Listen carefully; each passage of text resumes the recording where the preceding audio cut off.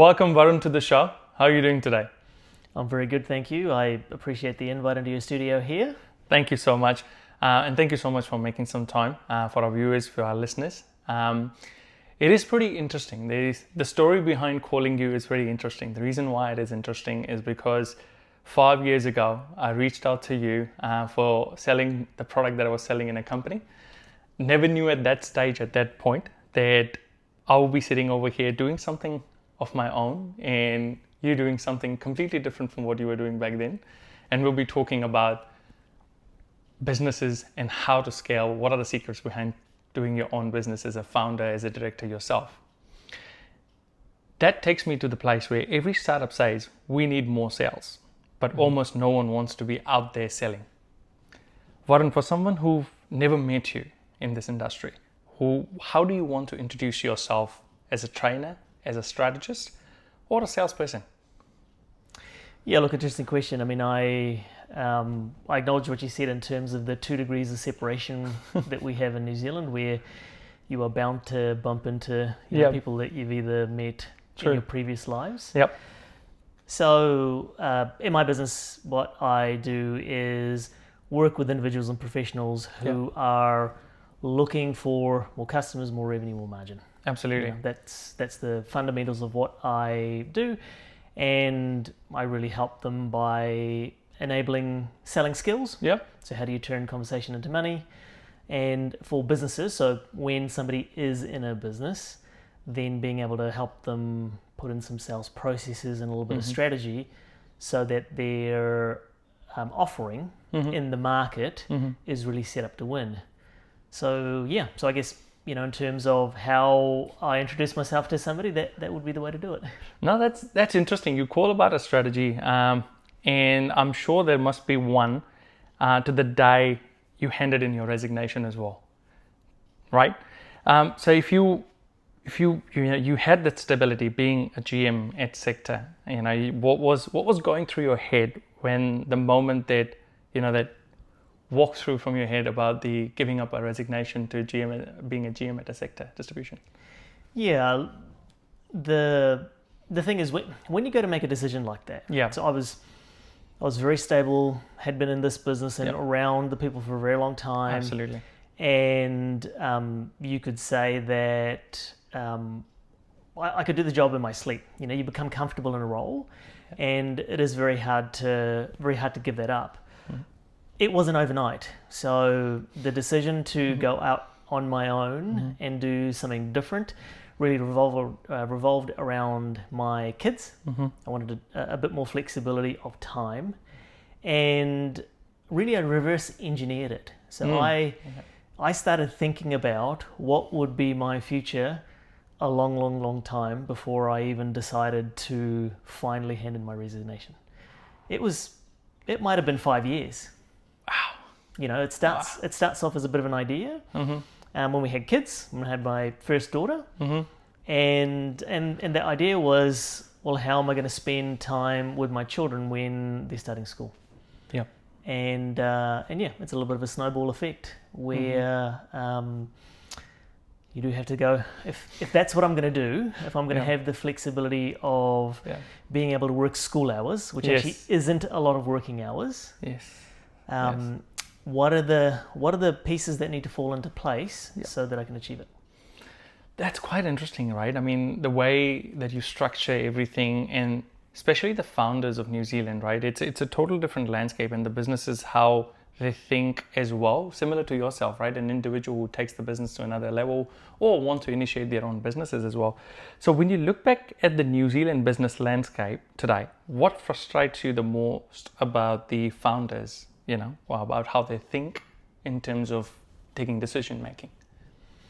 Yeah, really good question. I wouldn't say it's a frustration as such, but more an observation. So I now get an opportunity to work with a lot of first-time founders or business owners, whether they're established or not. And in New Zealand, nearly 94% of businesses are classed as small businesses. Yes. And there is a really big chunk, like 70% of them have 0 employees, which means these businesses are owner-operators. right? So when you have 0 employees, you're owner-operated. Kiwi culture is we're passionate about our work, our trade, whatever that is. And so lots of people decide to start a business. The gap, so I wouldn't call it a frustration, but the gap is generally it takes more than passion to start up a good business. Yeah. So you need passion, absolutely, because it's how you're going to get through all of the challenging parts of business. But there is skill outside of your trade that you need to learn, and I guess that would be the area, the gap that I tend to see most, is people are really good at being able to do their work, but they may not understand the business side of things, like in the services that I offer, they don't have sales processes, they may not be really good with systems, etc. And Kiwis actually don't invest in themselves. So Very well said. they struggle to spend money on themselves. People will easily go and buy a $3,000 iPhone when it comes out, but they will think twice before they'll invest $1,500 in themselves to learn a new skill. Yes, that's very well said. I mean, it would be ages since I can say that somebody or company that we've worked through would have invested in the people. The company I worked, the last was somewhere around 2016. But we talk about the mindset. We talk about, how it takes a bit of a toll on the people as a founders. But there's another thing that also, from a Kiwi culture or from a background of people who want to find their own businesses, most people fear rejections. Salesperson are the people who experience the most often out of it. When you left your stable leadership role to start Synergy, what was the biggest fear in your mind? I think you've answered the question: to fail. No one wants to start a business and at some point to make that decision where you accept defeat. I think that would be a huge fear, and I think it's not only a fear; it bruises people's egos. Yes, a lot. I mean, there's a lot of companies that probably trade longer than they should, and it's because those founders, they're passionate about what they do, they're just struggling to make it work. And sometimes they're hoping things are going to come right rather than trying to think about skill or making some of those hard decisions. So for me it was scary at first to say, right, I'm going to go on my own, I'm going to create this brand. And there was this question around, well, how long is this going to work? Yeah. Was there one or two things that you need to make slight adjustments to in the beginning? Absolutely. What were they? So when I started my consulting business, I, like many founders, right? I thought, great, I'm going to buy my time back because I've got my own business, and I don't have staff, and so the rigor of going to work at 7:30 and finishing at 6 o'clock is no longer required. Yes. And I had this dream I was going to be sitting in a cafe at 9 o'clock with my laptop open, tapping away, sipping at a coffee. And I tried that. Did you? Yeah, I did. The first 1 or 2 weeks, I would zap to the local cafe and sit there sipping a coffee and having breakfast. And really quickly, as I went to pay for breakfast, 3 times a week, I went, I'm going to go broke before I actually make any money. Because the cafe life as an entrepreneur is actually quite expensive. Yes, it is. It is. So, I had to make sure that I had a little bit more rigor. Also, what you see right now, this is what I call my work clothes. Yeah. And so I went from, let's call it a corporate job, where you dress up for work. Yeah. And then in my own business where I thought, well, I work from home, I do Teams meetings, etc. And so I'll be casually dressed. Yeah. The challenge is your motivation to do things is so it's so much less when you're casually dressed because I have a home office, I'm around, I can have a coffee, I'm walking around in shorts. I'm like, you know what, I'm gonna have today off because I can, and I'll think about something tomorrow. You can see some of that behavior long term, it's not a sustainable business. You end up with a lifestyle business, but it doesn't really go anywhere. So there were definitely some changes I had to make. No, that's interesting. So you say that because I wouldn't say I've seen, but I've heard these stories quite a lot from all the founders who's come here, and they're like, it is not easy. And I think I resonate that pretty well with the work from home culture as well myself. I'm not the biggest work from home guy. So if I do work from home and if I sit casually, I'm literally just entertaining myself. So I have to, if I sit at home and work, I have to have in a proper corporate attire. Not fully corporate, but at least you can have your the attire that you wear in the office just to sit there and feel that you're still working rather than just normally sitting here. But do you remember the first time you had your paid engagement done in Synergy Consulting? What went wrong with it? If it did anything? So I was fortunate where obviously I had this plan that I was going to go consulting, and my initial client came on pretty quickly. Actually, not a whole lot went wrong. It was pretty easy. It sort of went to expectation in terms of what I wanted to deliver versus the fair value that I was going to get back. Yes. The realization that I came to with that type of work was that, again, I had this expectation in my consulting business that I would work with companies and teams and help them put in different projects, utilize my skill as a GM from a previous role. And it would be exactly like what my role was at Sector. I thought I'd be part of a team, we'd be doing good work. You could literally just fix all the problems and really help maybe the GM in that business or a sales manager or whatever. But when you're an external party, you do get treated at arm's length. And I can't say I love being called a consultant, because consultants have a bad reputation. There's constantly stuff in the media because there's some consultant that's charging enormous amounts of money to a government department and everyone's up in arms about it.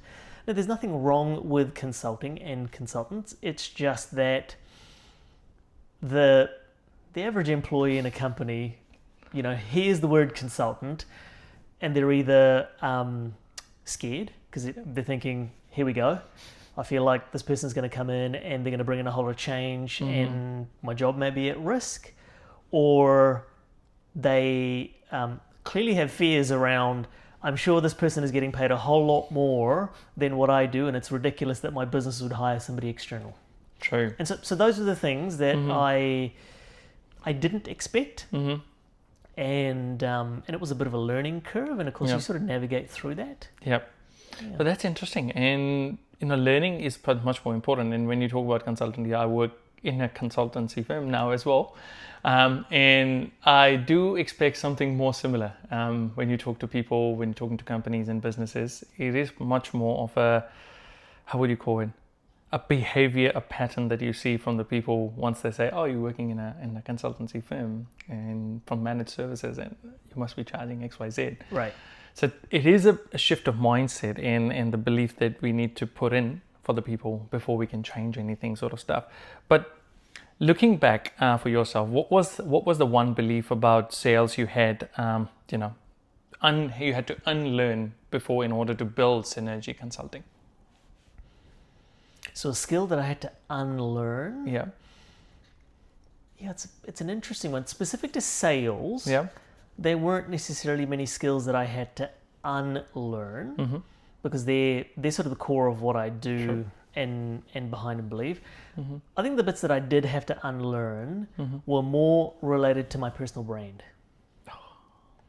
So having built this company with an amazing group of people, I didn't really put a lot of effort into having my personal brand socialized. And so what I mean by that is I didn't really have a big LinkedIn profile. I'm not a big social media user, etc. And I sort of discounted those areas because I went, I don't really know and understand some of this, and I don't see why it needs to impact the work that I do in my own brand under Synergy Consulting.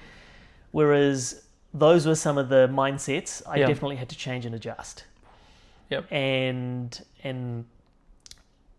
you know, the fear of putting a post up and making a mistake, or having to actively talk about some of the stuff that I was doing to grow the brand. Yes. They were probably the biggest changes I had to Yeah. make. So from a sales perspective, no real unlearning, but in terms of marketing, Yes. I think there were definitely areas that I had to unlearn, where when you are no longer part of a established brand in the market, Yep. when you're creating something from zero, there are a whole lot of new things that you have to do that you may not have had to previously do. And I think that's really big for new founders. Yes. When they're looking to start up a business, or if they're brand new, some of the things that make us uncomfortable, and in today's environment, it is, you know, being able to go and do podcasts with people, or utilizing social media, etc. If you feel allergic to some of those things, they're a negative for your brand rather than a positive. And I believe, to add to that, I believe that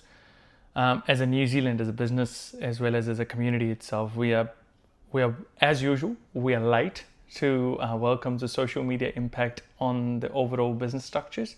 While we look at the other countries where social media has been a bigger influence to the businesses in bringing in, you know, the revenue that they need in the people, the leads, the generation of leads as well. We talked and you touched about a lot of, you know, the people, how they feel when the consultant actually comes into the business as well. I was reading somewhere, and I believe this resonates pretty well with the people that come across, you know, the consulting side of things, and what they feel is job security is a myth. The only true security is your ability to produce, results. So you work with a lot of businesses. If you had to list like 4 core problems of businesses, what would it be in today's market? I would say, obviously depending on the type of business and where they're placed, lots of businesses struggle to really understand why they are different to their competitors. So that differentiation, it gets lost. Yeah. And what you find is businesses will have some sort of a product or a service or an offering, and they believe that is their differentiator. Yeah. And there's a fundamental problem with that, because someone else turns up and starts to offer the same stuff, and then there's a price war, and that happens all the time. All the time. I've just spoken to somebody who's a new founder. They've been in business for a year, and the competitive landscape for them, they have 14,000 other people that do the same stuff as they do, right? Wow. And so I went, okay, that's a lot of competitors. Yeah. Why are you different? And the founder couldn't tell me the difference. And they tried. The only thing that they could pull together was, well, we'll do it for cheaper. And so a lot of times, for me, I think that's one of the biggest challenges. 2, businesses, they aren't nimble and adaptable as they should be.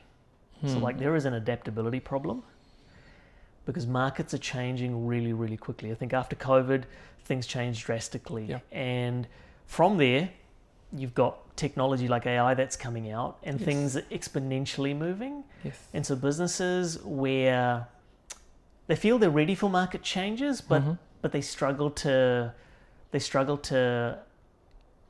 adapt or even implement some of the new things just to test and trial, like they're too conservative and that sort of matter.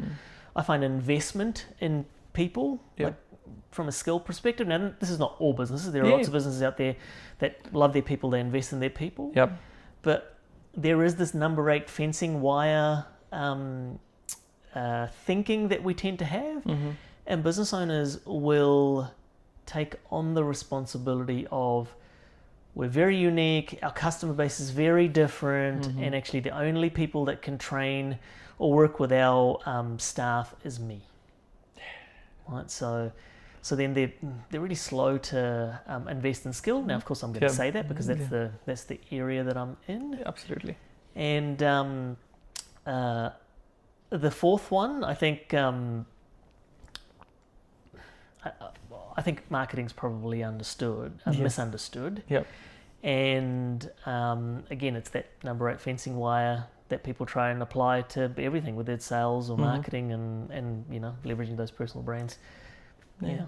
No, that's great. I mean, the way that we look at it, I mean, all 4 factors or the core problems are pretty unique to itself.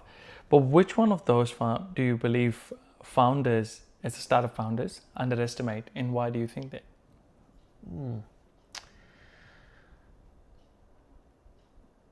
Yeah, I mean, it's pretty hard to give you a specific answer in terms of which one they underestimate. I think it's more which one they prioritize first. So what happens is business, someone decides they're going to start a business, and they're always going to put a lot of effort into the areas that they feel the most comfortable with and they feel like they have the skills in, and then they will leave the areas that they feel the most uncomfortable about to last. And for some people where they feel like skills are their core thing, then learn as much as you can. True. But then like marketing for me, I was like, I'm really uncomfortable, I'm going to leave that last. Whereas I meet other business owners where trade is what they understand, and so they'll focus on that. They'll buy more vans, they'll hire more staff, but they won't invest in systems because technology might be something it's not necessarily their forte. So, absolutely. Yeah. And I think there's one more thing that I've always found interesting about founders. I wouldn't say founders, about people. There's always a conversation whenever you're talking to people. There's always a right time, and you should always wait when you're ready. And what is the mindset shift does a founder need or has to make to stop hiding behind that tagline? I think perfection is probably the way to answer that question. I believe, including if I think about some of my own examples, there are times where I knew exactly what were some of the actions that I need to take. Whether it was to grow the business or to aim for different customers or whatever it was, and that perfectionism part, you feel like you need to get it 100% before you're going to take it, and some of it is tied to a fear of failing and rejection. I think that's why people wait too long. They really spend too much time in trying to perfect things, whereas good founders actually get to 70-80%, they test, they fail quickly, they make adjustments, they go again. And so the quicker that you can bring things to market, I believe it allows you to learn at a faster pace, and it also allows you to make adjustments. And it's probably something that I've become much more comfortable doing, not waiting to build something to 100%. Most of the times I get stuff to 50-60%. I'll actually go looking for sales for it, as in, will people pay me money? And then I'll float the ideas, make the adjustments based on what they would pay for. And at 80%, you actually want to be able to bring some cash into the business, and then you go through and perfect it. And I think that resonates pretty well, because a few of the founders I've met, they always, there was one of the lady who actually came over here, and she's from cybersecurity, and she did exactly the same. She built the product up to 50, 60, 70%, threw it in the market. Somebody caught the eye of it, they started talking to it, and the founder or the business owner came back and he said, what's working in this? You tell me that, and we can understand how much time we can give you to the next phase of it. And that is a brilliant example as well. You give your idea a thought, put it in the market, see what the feedback you get. Like, for example, you've done quite a lot about, your sessions about, I've seen some of the videos where you spoke to local Eastern market people, their local business, this is what you're doing, and come back how they are, resonate with you pretty well. And that's the kind of research that you do by talking to people, rather than just talking to people who you know, because once you talk to the people who you know, they're always going to give you a good feedback rather than the critical feedback you need for the business. We talked about rejections a lot, fear of rejections, and rejection itself as a sales, right? When you walk into a company and people around in the sales team, they say, when you ask them, what do you need? And we just need more leads. What's your question to them that makes them go silent? I mean, I get that answer quite a lot, right? Ask any business what they want, and they're saying, I want more leads, or I want to make more money. Mm-hmm. Normally what I tend to dig into it is to understand if they actually need more leads and they need better conversions. Yes. And the blank looks that I normally get is when I say, show me the system where you track your customer journey. Yes. And I've worked with some pretty big companies, and sometimes I've had some pretty blank looks where people are like, what do you mean by customer journey? Like, in what way? And so, same problem in small businesses too. Mm-hmm. Like for me, having a CRM or a sales mm-hmm. pipeline tool is by far the lowest cost but highest return piece of technology that you can put into your business, whether you're a one-man startup or you've got 500 team members, and lots of people end up leaving things like too late. But what about the people who doesn't resonate pretty well with the CRM tool? So the ones that have the CRM tool, they don't know how to use them. So you end up with a faction of people where they're saying, oh no, I have a contact database. And I'm saying, no, I'm not asking you for your contact database. I'm actually looking for your CRM and your sales pipeline tool. Yep. Because how do you track mm-hmm. your conversations with customers so that you can figure out, do you actually need more leads, or do you need better skills of being able to convert those leads to the next stage? Mm-hmm. Or is your marketing working? Is it bad quality leads? Like, how do you make those decisions? True. And yeah, I think everyone lumps that into I just need more leads. But yeah, it is a shorter format of talking about we need to do a lot more stuff, mate. Yeah, you can end up with 500 really low quality leads, and you can burn tons of time talking mm-hmm. to people that will never buy, mm-hmm. and then people will say, well, what we need is more leads, because at the moment I'm getting 500 mm-hmm. out of which only 10 are converting. So if I get 1,000, then I'll get 20. If I get 2,000, Yeah. Whereas you're saying, well, how about we just find those quality, those 50 quality leads, out of which you'll still get 20 good ones. Absolutely. And I think the reason for me that asking that question is to take a bit of a deeper dive into selling itself, right? How is selling in New Zealand different from selling into bigger markets like US, UK? So if I talk about the US, mm-hmm. there's so much more competition. One, the market's bigger. Population of US north of 300 mm-hmm. and something odd million, and so there's plenty of space mm-hmm.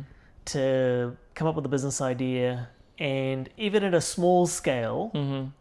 you could do so much more revenue than you would in New Zealand. Yeah. But of course, there's so much more competition as well. Mm-hmm. And so if I look at the American market, bigger market, bigger place, more opportunity to win. Yes. But you are competing with people that are much more skilled, and Americans love to invest in themselves. They will spend tons of money on their own personal development because you have to win. You have to. Yes. In New Zealand, we do have this relaxed culture because population of 5 million, 2 degrees of separation. Yeah. The way that people buy in New Zealand is very relationship based as well. And you are more likely to get business from a personal introduction to somebody than, say, cold calling them. Oh, 100%. Like cold calling in the US it's an art, it's a skill. I think consumers expect it. Consumers respond to it because they feel like this person is fighting hard for their business. People in New Zealand don't respond to cold calling. I've made a YouTube video of myself cold calling. Oh, I have seen that. And in the US, you are more likely to get a considered no. Yes. So considered no, where someone hears your pitch, they think about what you're saying, and they can give you that rejection by saying, no, I'm not going to buy it today. Yeah. In New Zealand, when you cold call people, they'll say, look, send me an email and let me come back to you. And then they just go quiet. Oh my God. And these are senior people. Like I've spoken to some senior people who run sales teams. Yeah. They don't come back to you to say, look, I appreciate this. I said yes, but I've decided no. They just go quiet. Wow, I so much resonate with that statement pretty well from last 8 years that I've been doing sales. But you're pretty right, right? I mean, the culture of New Zealand and the way, I think they can't say no for some reason. I don't know why, but there's another concept theory as well for New Zealand is about the tall poppy syndrome, right? Do you think it plays a role in how Kiwis kind of sell on avoid selling because of that? Yeah, definitely. Yeah. It's something that affects us, and I mean, I'm waiting for the day when I'm going to get trolled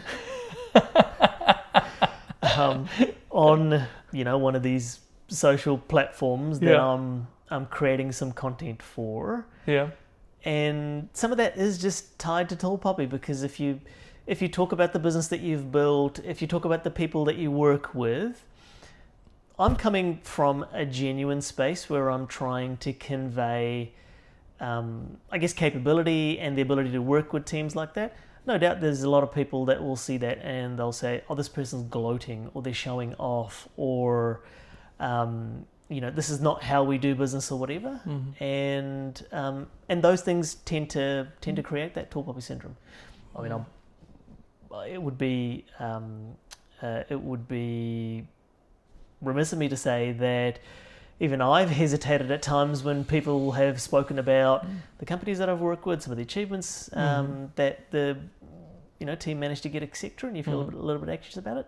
And I think it hurts us. Yeah, it hurts us as founders. We're so consumed by what other people may think, and how rejection or failure may look in those people's eyes, that actually stops us from being able to pursue some of our passions and dreams. Yes, and I think another thing around the sales side and the tall poppy syndrome is also about, and this I've heard towards the journey of my 6-7 years of sales as well. Nice guys can't close the business, But what do you have to say about that? I wouldn't subscribe to that sort of a saying. Yeah. Because obviously our selling culture here is different. We don't respond to the US aggressive closing techniques. Yes. It comes across very pushy, and it's really what gives salespeople the reputation, and it really gets in our way of engaging with customers. I believe it's sales process. Yeah. So you can be a non-pushy, aggressive salesperson. In fact, you don't need to be an extrovert. Sometimes people think personality is what makes people good in sales. Yeah. None of that comes into play. It's just good sales process. Yeah. And if I give an example, obviously lots of small businesses will either sell me services, or privately in our properties, etc., they come and offer services. I find Kiwis don't follow a good sales process. So if we've had a discussion about a quote for something, they don't set expectations as to when you're going to get a quote. They don't set any expectations as to when they're going to follow up on that quote. They don't, I use this concept of signposting, keep you updated in terms of what's going to happen next in terms of their sales process. And so I've had lots of times when people have come in, they've scoped a job, it's taken them way too long to come back to me with a quote. Let's say, I've got other things to do, so I'm busy, they don't follow up on it, and they don't get the business.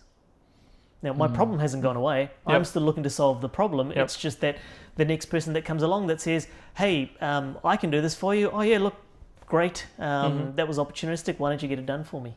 Absolutely. And so I believe you can be a nice person in sales. And with a good sales process, you've actually got the ability to close lots of business. Absolutely. And then talking about, we just touched on this, is a bit of a habit, people have of not following up back, or they kind of, I would say, they take it too easy on themselves of, it's just a quote, I'll send them later maybe. That kind of a laid back attitude that they have. But if you could have an opportunity to change one of the habits in sales in New Zealand, what would be the first one you try to change? By far, follow up.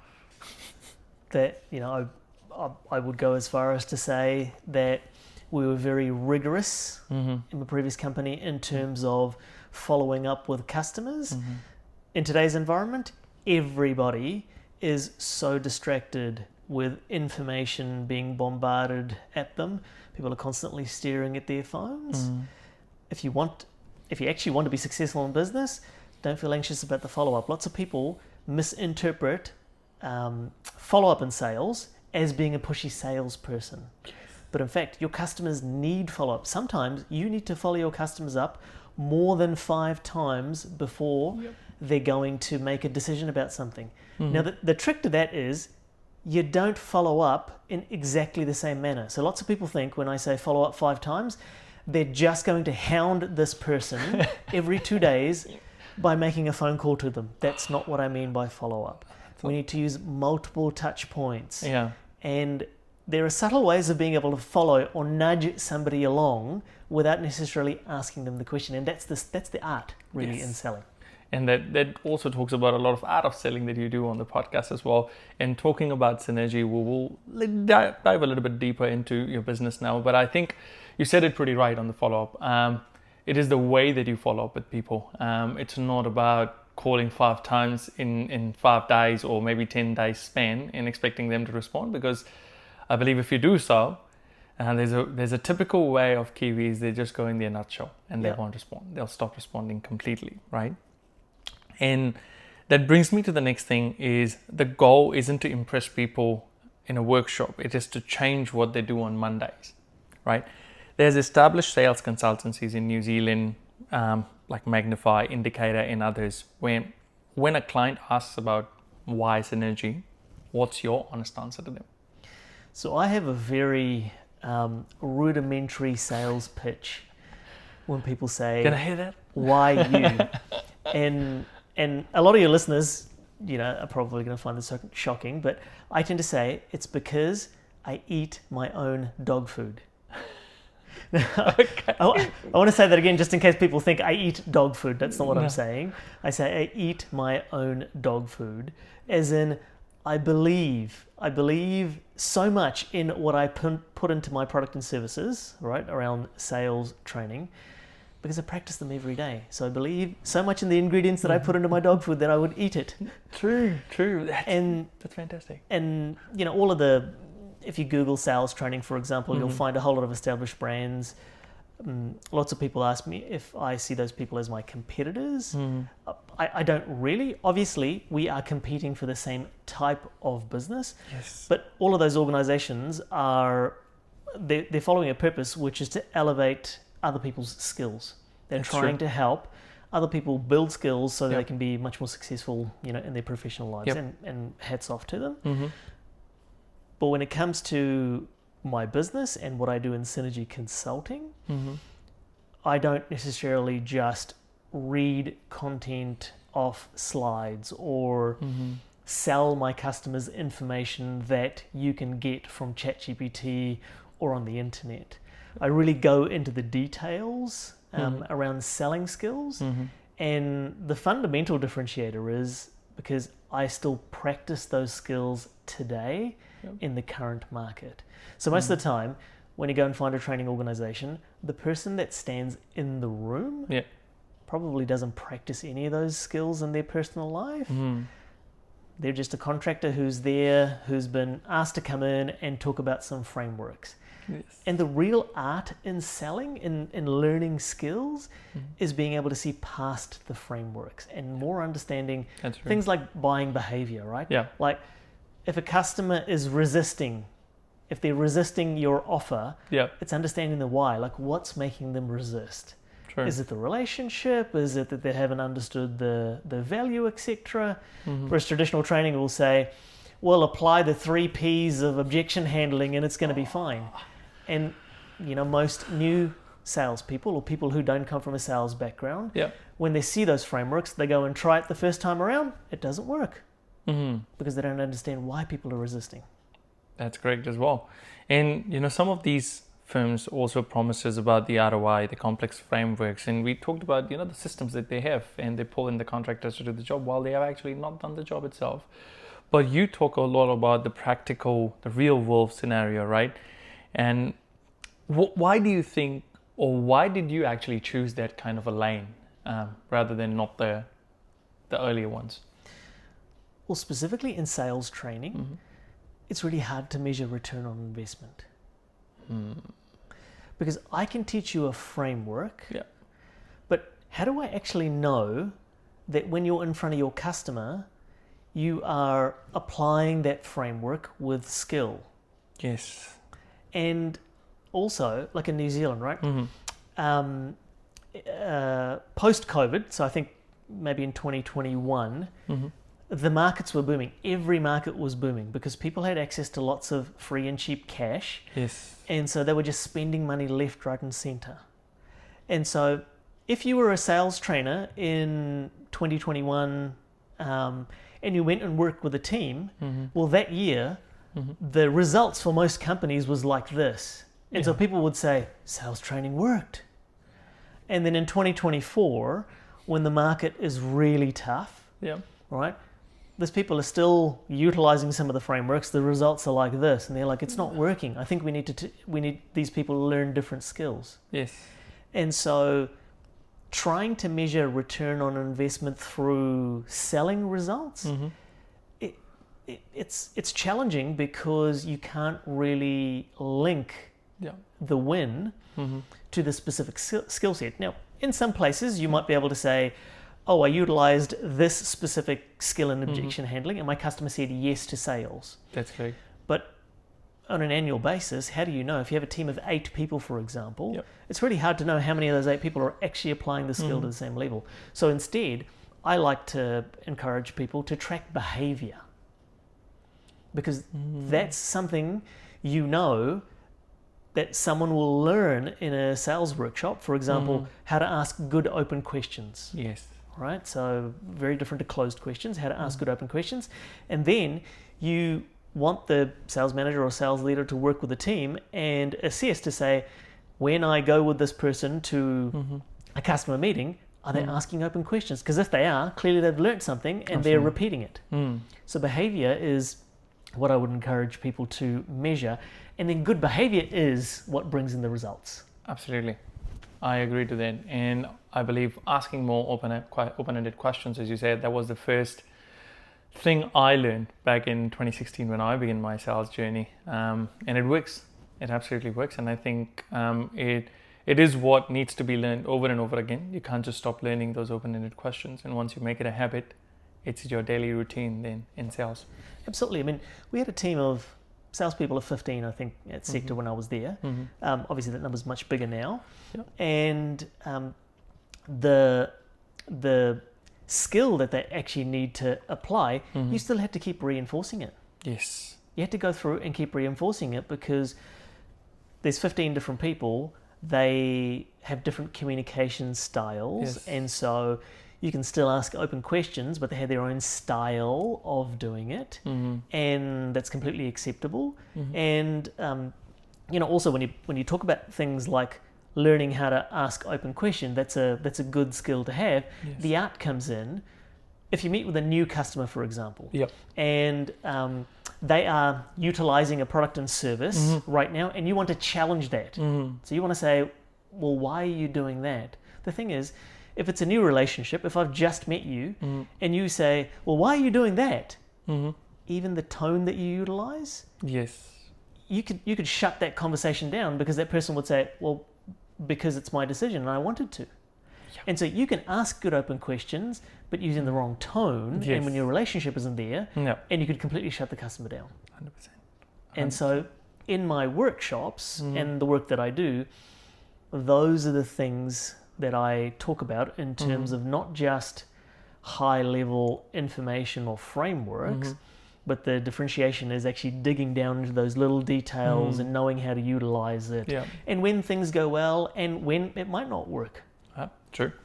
And taking a bit more further into the programs that you do, right? What other thing that you refuse to do in your program, even if it might be more commercially viable for you? So when I'm going to say I accidentally fell into sales training. So my business, that wasn't the core of my offering when I decided to do consulting. Okay. And so really quickly, as I did a little bit of research, I learned that lots of people could offer this, but most of them didn't practice the skill. Yep. And the one thing I absolutely refuse to do, which my competitors obviously will, is I don't skint on the discovery time. So there's a lot of people that will have a workshop that they build, which is, it's already pre-built, it's got all the modules, etc. Their job is just to take it to lots of different companies and teach them, right? Teach them those frameworks or whatever those are. Whereas when I work with individual businesses, I will spend an immense amount of time learning their business and also learning their language, and then I will incorporate that into my workshop. And sometimes I will adjust and change the flow of the workshop. I'll add content in, I'll remove that stuff that might not be relevant, so that when I'm sitting with these teams, and I tend to work with lots of mature businesses, I'm talking their language, because the biggest part of skill development is no one wants to be told what to do. Yeah. Right? And so especially senior people who feel that they have been doing their roles, they've been bringing in the money, and then now they've got an external consultant that's going to come in and teach them how to sell, right? Yeah. It's a terrible pitch, and so I don't enjoy that. Whereas I tend to find I talk about adaptation of skills. So how are we going to take what they're currently doing and then just sharpen some of the edges up and tweak them to fit into the current market conditions. And then I use their language. So I'll use their examples. Yes. And I spend an immense amount of time in my discovery. And if I come across a company where they say, we're not going to pay for you to spend that time, then I say no to the work. Because ultimately, I'm putting my own personal reputation on the line. Absolutely. Because I'm the person that's standing in front of a room full of people, and if I don't talk their language, they're going to hate the workshop, and then it's a reflection on me, so I may as well not get that money. Ah, true. And to dive a little bit more deeper into your podcast side of things, right? It talks about art of selling. What, according to you, or in your eyes, what is that art in selling? That can't be scripted or can't be templated, that you believe? Yeah, I would say it's, and I might have already said this, but it's digging into the why. Yes. Like for me, knowing your why, the purpose behind things, is by far the biggest teacher. And, the art of selling is connecting all of those subtleties that people should be thinking about that allows them to get closer with their customers. Yes. And a lot of times it's not explicit frameworks. Yep. So like I had a podcast with a expert mediator in out of Australia who talks about conflict and difficult conversations. Yes. Sales is full of that.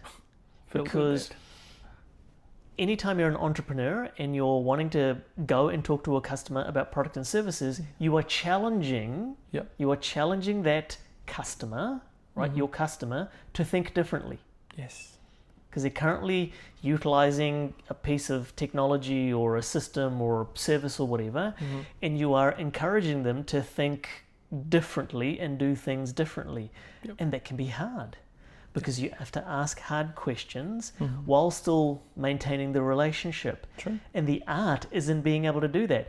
How do you have a difficult conversation with a customer? It's like an argument, a professional argument, and they're still going to agree and give you money.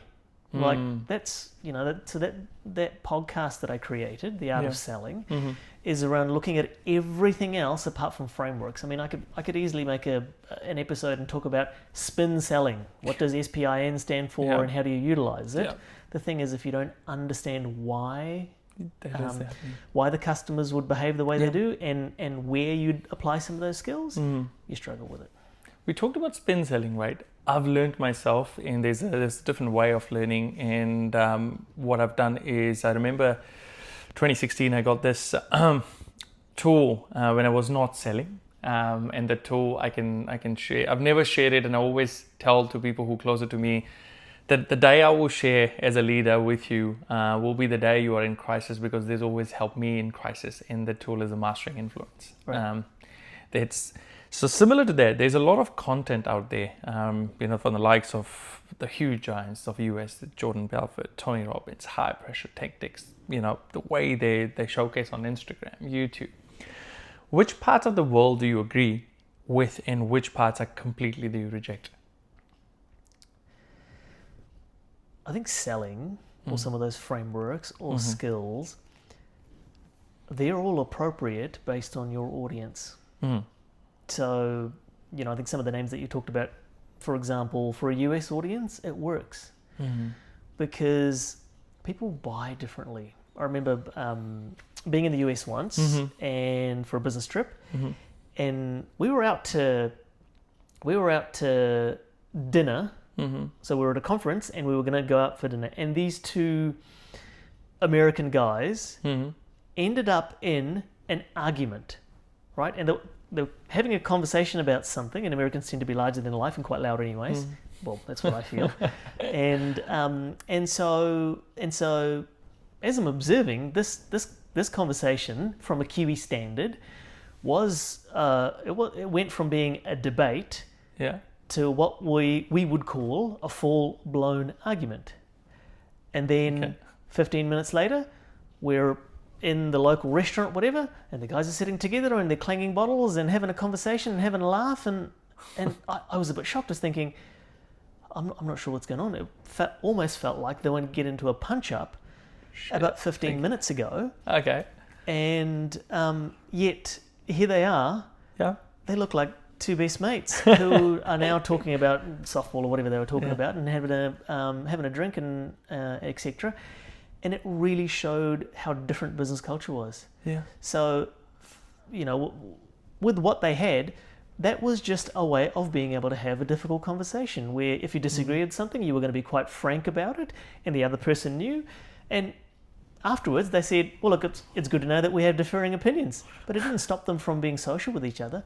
Whereas you get into an argument with somebody in New Zealand, you are dead to them. Yeah. There is no chance they're going to buy you a beer. They are probably going to swear at you, and then you are going to be a LinkedIn case. True. How about a rant? Yeah. Yeah. And they'll never pick up the phone, Whereas, so I think to answer the question in terms of what do you agree with or not, from what I know, the people that I work with, all I have experience with is being able to utilize skills with the buyers of Australia and New Zealand, right? So across ANZ in terms of our culture and the way that you sell here. Very likely, some of the approaches that I may be talking about here, if you took it to the US, consumers might reject it because they think you're not trying hard enough or you're not necessarily asking for the sale. So in New Zealand, we don't ask for the sale. We don't say, do you want to buy? Because our customers feel it's too jarring. Yes. They would much rather you skirt around to say, so when should we make this happen? And should we catch up? When is the next catch up that's going to be there? A follow up. If you're a business where you're delivering product, then we're sort of saying, well, when should we deliver this? And we use all of these non-direct closing techniques. Whereas in the US, it's like, all right, should I write you up? I remember there was a technique, what is called a Suzuki approach as well. I'm not sure if you read about it, but you talk about a lot of things that are around the products, but you don't talk about the products. Right. And you qualify them whether they're going to be 80% or 90% inclined towards that kind of a product. And once you understand those Suzuki approach, that makes you say that, he's under your belt, he's going to get it through and sort of stuff. But a lot of conversations within sales in your part of the business when talking to the firms is myself selling the product to someone in IT, a lot of depends on the confidence. And I believe confidence without empathy is just a manipulation in a suit. If you could teach a founder 3 core skills, what would that would carry them for the next 3 to 5 years, what would that be? Selling skills? Yes, or from a founder perspective as well, because you've been a founder yourself. So selling skill wise, so let's talk about selling skill wise. I would encourage founders to learn the fundamentals of selling. Yeah.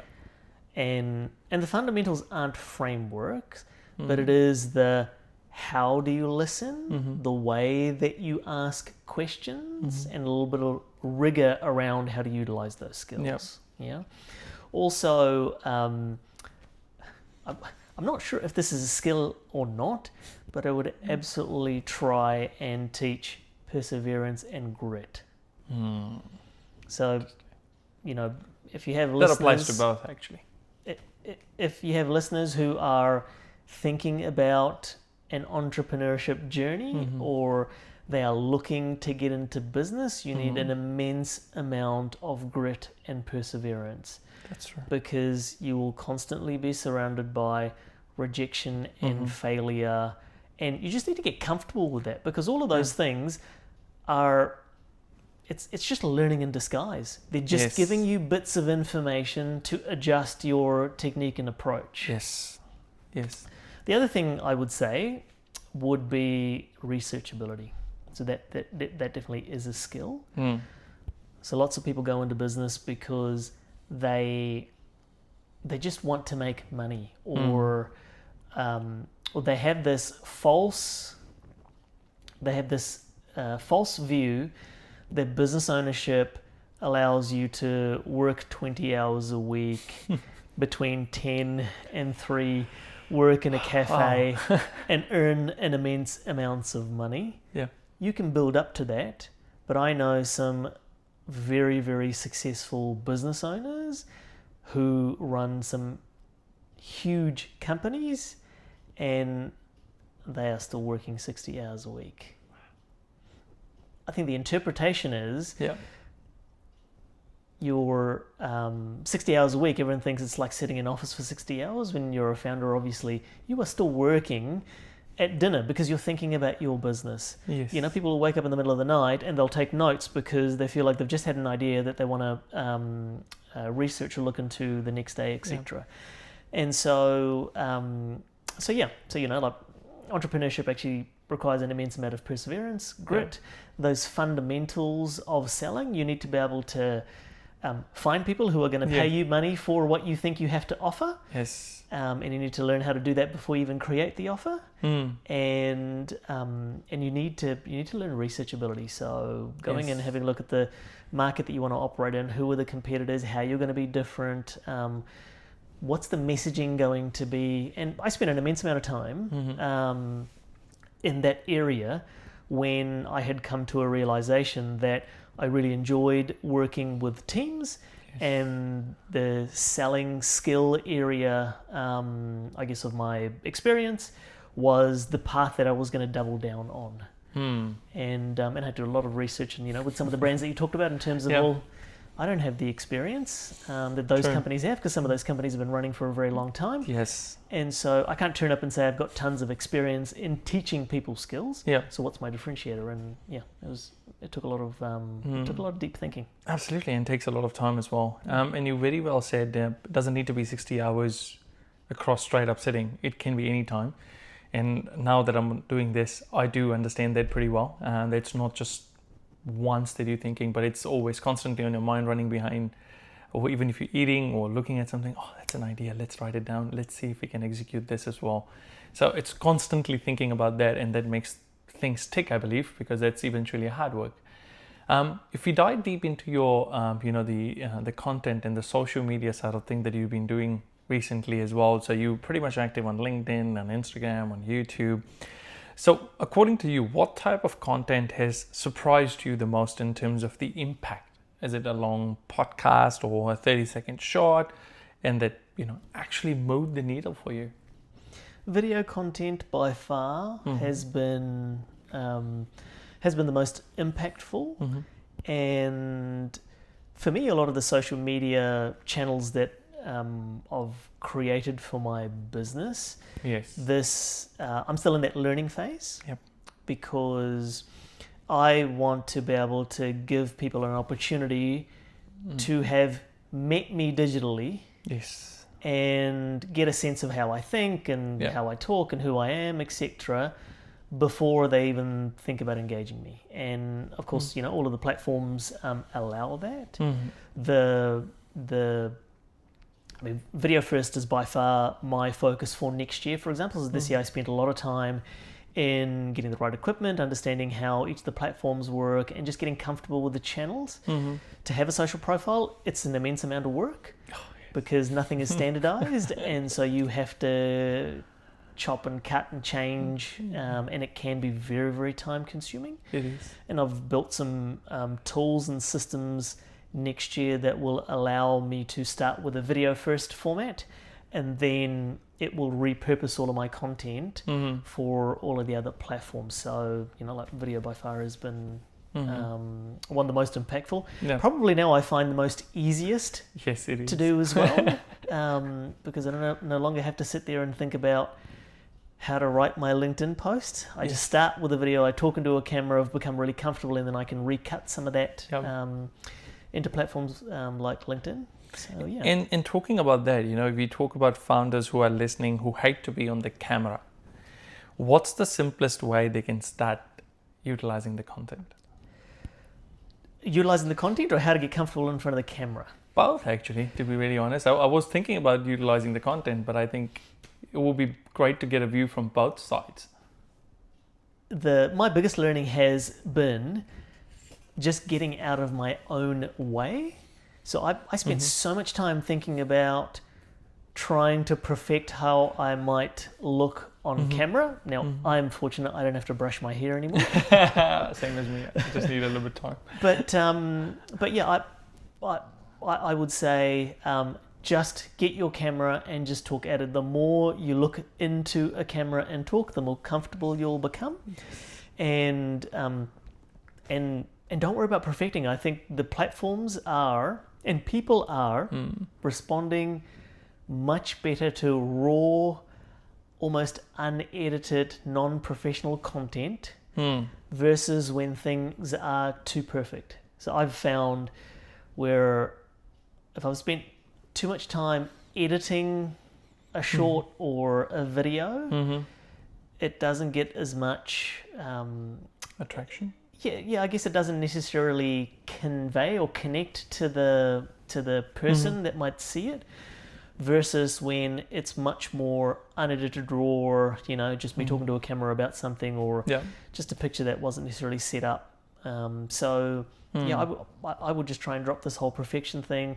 You definitely don't need a whole lot of expensive equipment. Yes. I would just start, most people have phones. Yeah. You could literally just make a few recordings of yourself looking And the square into phones the are camera. too good these days. They can accommodate the recording easily. Yeah. I think, Yeah. Yeah. And we talk a lot about, people in founders' shoes, how they accelerate, how they can move from, getting onto the camera, sharing their content, talking to people, get the ideas at the same time. And what, according to you, is the most rewarding part of being a founder that money can't buy? It's time flexibility. Yes. It's definitely time flexibility. So, this plan that I had in terms of finally giving up a very secure, very,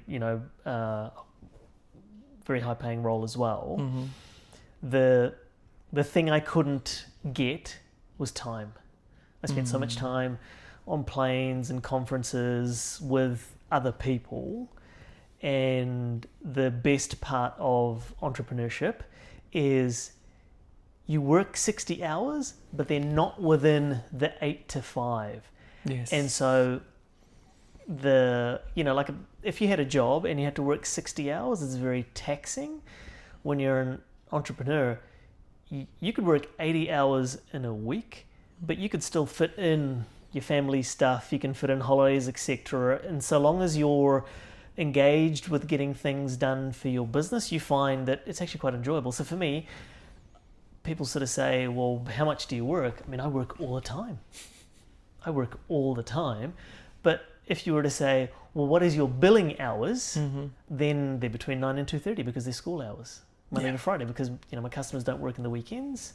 But that doesn't mean that I don't have to jump in the car and drive to Taupo on a Sunday night if they want me to run a conference or a Monday. Absolutely. Or jump on a plane, to fly to Australia if I needed to in the weekend. Absolutely. But it's all my time, and and you can shift, you can move, you can have your own flexibility and do things that you can want to. And you really can't buy that. Yeah.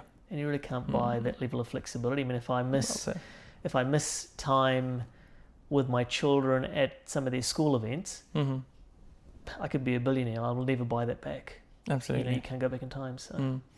But as the next question, I will ask you to go back to the Varun who was working at Sector, debating whether to quit. What would you say to him now? Carry on. I would say change nothing. Wow.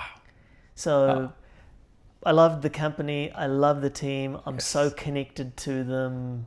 When I decided finally to hang my hat, it was with the team's blessing, and there was no animosity or whatever. We came up with a way of making sure that the roles were filled nicely, etc.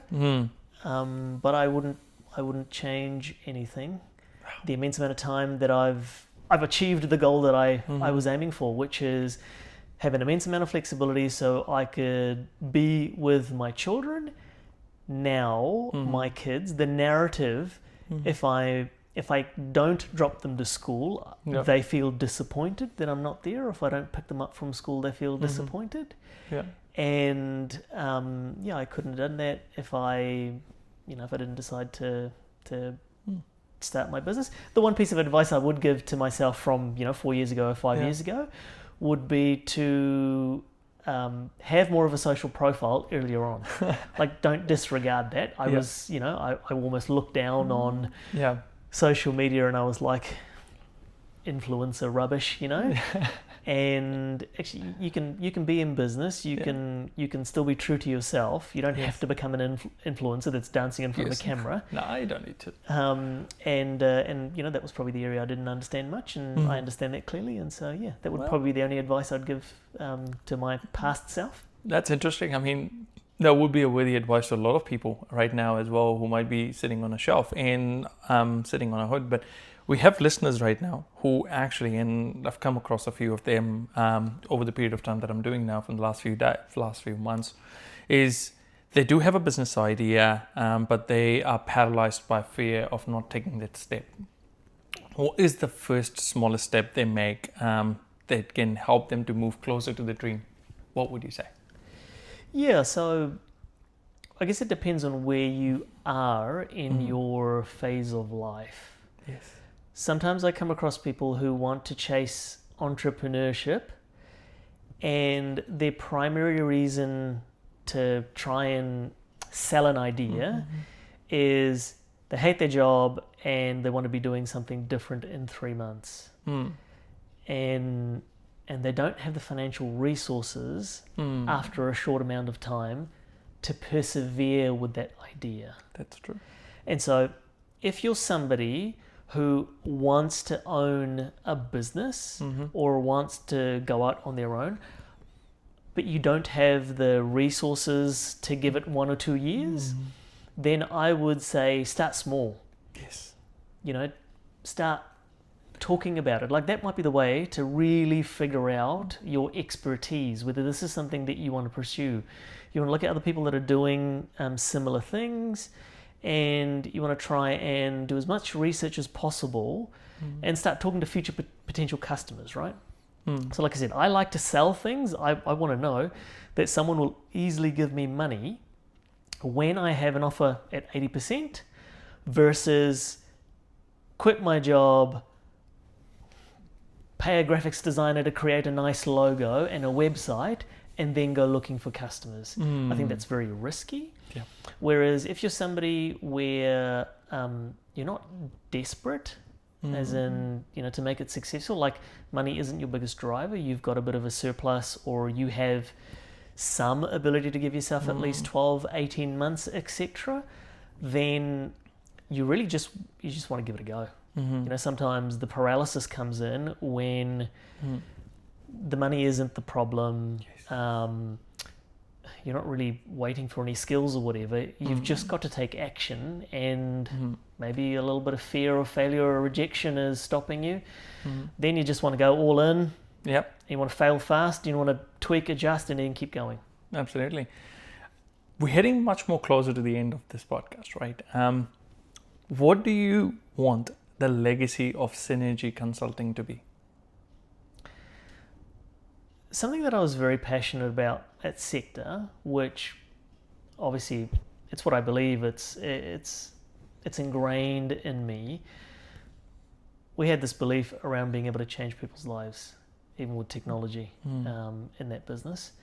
And when I started my consulting business, I was thinking there are lots of businesses out there who are at the early phases of what the Sector business was when we started, and they just need that extra little bit of help to scale up. Yep. You know, through better processes or sales strategies or whatever. Sure. And so my core theme around having an impact on people's lives, with it, you know, allows them to build more successful businesses, which brings in more profitability, which they can invest in their teams, that then has an impact on those people's lives, etc. That's kind of the core of what Synergy is all about. In fact, the name Synergy, I picked it because it sounds a little bit generic, but it means collaboration. Yes. Right? It's synergy between parties, and so the idea was around, you know, how do I bring the skills that I have, partner with other businesses, and I want to see other people succeed. And you know, at the end of the day, if they're succeeding and that allows me to grow my business as well, then both parties are winning. Absolutely. And that talks volumes about how you want the business to be and how you look at the business in the future as well, right? We move on to the last question, and I think this last question we asked to most of the people, almost everyone I've asked, is about our show, which is the Scaling Secrets. The word talks a lot about itself anyways. For the people who are, you know, in the position of taking that next step, taking that move on from what they currently are onto and build their own empire or entrepreneurship, what is that one scaling secret that you want to tell them about? I would say the secret to scaling is really iterations. Yes. And we experience this as a growing business, right? From zero revenue to what that business is doing. Your business will go through different life cycles. Yep. And scaling, actually, one has to be you have to be passionate as a founder that you do want to scale. Yes. And then you need to see, like, as we go through different life stages, right? Businesses go through the same thing, and it's around being able to see, you know, if you're a first-time founder, you'll get to a stage where it might be hiring staff, so that you go from 1 to 2 or 3, so that you can exponentially do more work. And so that means you need to iterate. You know, you're going to have to hire. That means you're going to have to go and learn some skills. If you're somebody that hasn't come from hiring staff before, you need to learn how to do that really well. And then once that grows to the next level of business, it might be investment in systems. Yep. So now you're no longer relying on 2 or 3 people to do every role. You know, you can hire more people. Now you've got a little bit of responsibility per person, and you're going to need to invest in different systems to help them do their jobs better. And then as you go to the next phase, it might be some leadership training, so that you can understand how you can elevate some of your people so that you're exponentially growing. And, you know, so iteration is really, that would be my key area to think about. Just think about your business in different iterations. Yeah. Oh, that's beautiful. Most of the people that I've come across, they've never said one same thing, and that's the most interesting thing about the secret, right? There's never been one simple secret to scale. There's always been a different secret that has come out through different founders, different entrepreneurs, and it's always great to hear from the likes who've done it and who've been in this business for a lot longer time than anybody else out there that have been doing it as well. But thank you so much, Varun, for coming on our show. And talking about your journey, talking about what you do at the business and how is the mindset that you drive towards. anything that you want to add on to before we end the show for today? So the only thing I'd share with you is, you sort of talked about the interpretation of what are some of the secrets to scaling. Maybe they aren't secrets. They're just some of the fundamentals. Yeah. I think lots of people out there have built businesses. Yes. They've grown businesses. Their knowledge is available. It's available on the internet. Yep. It's available in podcasts. It's available in books, etc. And for anyone that's looking to go through that journey, it's just around being able to find some of that and apply it and see what works. Absolutely. Look, I've really enjoyed the conversation. Thank you for having me in your studio. No, thank you so much. Thank you so much, everyone, for watching our episode today. And just the last bit from myself, if you are waiting for a sign to start your business, this is it. You see how Varun has actually proved that you can walk away from something really safe and build something really great for yourself. And if you do want to check it out, more content from Varun, please do go on his YouTube channel, on his LinkedIn page, and you'll see the content that he shares. And yeah, if you find some value of what we've delivered today, please like, share, and subscribe to our channel, Scaling Secrets. See you in the next round. Cheers.